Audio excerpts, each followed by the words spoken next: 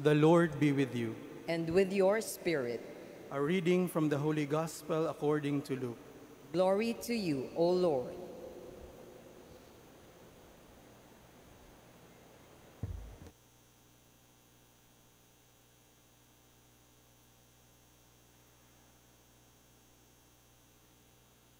Jesus told his disciples a parable about the necessity for them to pray always without becoming weary. He said, "There was a judge in a certain town who neither feared God nor respected any human being, and a widow in that town used to come to him and say, 'Render a just decision for me against my adversary.' For a long time, the judge was unwilling, but eventually he thought, 'While it is true that I neither fear God nor respect any human being, because this widow keeps bothering me, I shall deliver a just decision for her, lest she finally come and strike me.' The Lord said, 'Pay attention to what the dishonest judge says. Will not God then secure the rights of his chosen ones who call out to him day and night? Will he be slow to answer him?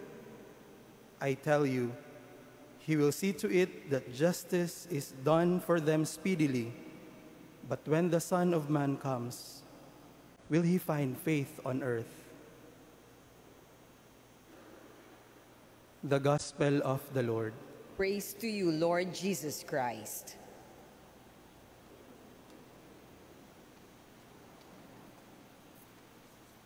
Good morning, brothers and sisters. Ako po pala si Reverend Arvel. May tanong po ako sa inyo. Nasabihan na po ba kayo sa mga kaibigan nyo or mga kakilala nyo lang yung kapit lang kapatid? No? Kapit lang sa pag-asa, kapit lang sa Diyos, kapit kahit hirap na hirap. Or katulad din ng laban lang. No? Laban lang. Parang hinihikayat tayo na makisama sa mga katipunero. No? Araw-araw nakikipaglaban. Kanino ba tayo nakikipaglaban? Pero mas naantig po ako nung may isang pari na gumamit ng isang kataga. Sabi niya, "Kafit lang." No? Kafit lang. Na sinasabi ba sa atin na kapit lang tayo sa ating pananampalataya? Mga kapatid, ganyan din ang sinasabi sa atin ni Jesus ngayon. Huwag bibitaw, magdasal, magtiwala, at gumawa rin ng tama. Kahit parang walang sagot, Jesus teaches us today that true faith is a faith that never gives up, a faith that keeps on praying, keeps trusting, keeps on doing what is right, even when God seems so silent, or the world may seems to be unfair. Mga kapatid, ngayon po ay isang World Mission Sunday, and I think this is very appropriate, no? Pag nilayan natin kung ano ba tong pananampalataya, no? Ano ba tong pagkakapitan natin. Sa simula ng ating ebanghelyo, sinabi doon, Jesus told his disciples a parable about the necessity to pray always and not lose heart. Agad bumugad sa atin ang mensahe na huwag sumuko sa panalangin. Huwag mawalan ng pag-asa. Huwag mawalan ng tiwala sa Diyos. Bagay na bagay sa mga nangyayari sa atin ngayon, especially dito sa ating bansa. Kasi alam ni Jesus na tayo ay madaling mapagod.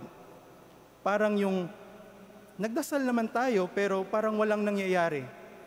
Nagsikap naman tayo maging mabuti pero parang ang kasamaan pa rin ang ating nakikita at nangingibabaw. Minsan dahil sa mga pangyayaring ito, naitatanong natin, "Lord, naririnig niyo pa po ba ako?" Para sa atin na mga nagtatanong na ganyang mga question, sagot sa atin ngayon ni Jesus, oo naman. Kaya mga kapatid, ipagpatuloy lang natin na tayo ay magdasal. Do not lose heart, no? Ka-faith lang. Balikan natin ang mga readings natin na binasa, kung paano ang mga karakter ng ating binasa ay nagpahayag ng kanilang pananampalataya. Sa first reading, narinig natin ang ginawa ni Moises. Itinaas niya ang kanyang kamay habang nakataas ito, no? Nananalo ang Israel laban sa kanilang mga kaaway. Pero kapag ito ay bumababa, natatalo sila. Ano ang ibig sabihin nito? Naalala ko tuloy yung pumunta ako sa Baclaran na every after mass, anong ginagawa ng mga tao? Humaharap sila kay Maria at tinataas nila ang kanilang mga kamay. Na para bang habang tayo ay tinataas natin ang ating mga kamay, ay sinusuko natin ang lahat sa Diyos. Habang tayo ay nananalangin, tayo ay lumalakas. Nafe-feel natin na may nakikinig at tutupad ng ating mga hiling. Pero kapag tayo ay napagod, tayo ay tumigil, humihina tayo. At pansinin nyo, si Moises, hindi niya ito nagawang mag-isa. Kinakailangan ni Moises, sina Aaron at si Hur, para alalayan siya. Ito ay isang paalala na sa ating simbahan, sa ating pananampalataya, kapag tayo ay pagod or napapagod sa mga pangyayari sa ating lipunan, tayo ay magdasal. Hindi mag-isa, kundi kailangan din natin ang isa't isa, ang ating pamilya, ang ating parokya, at ang ating komunidad, para tulungan tayong itaas muli ang ating kamay sa Diyos. Ka-faith lang. Sa ating ding pangalawang pagbasa, pinaalalahanan tayo, sinabi ni San Pablo kay Timoteo, remain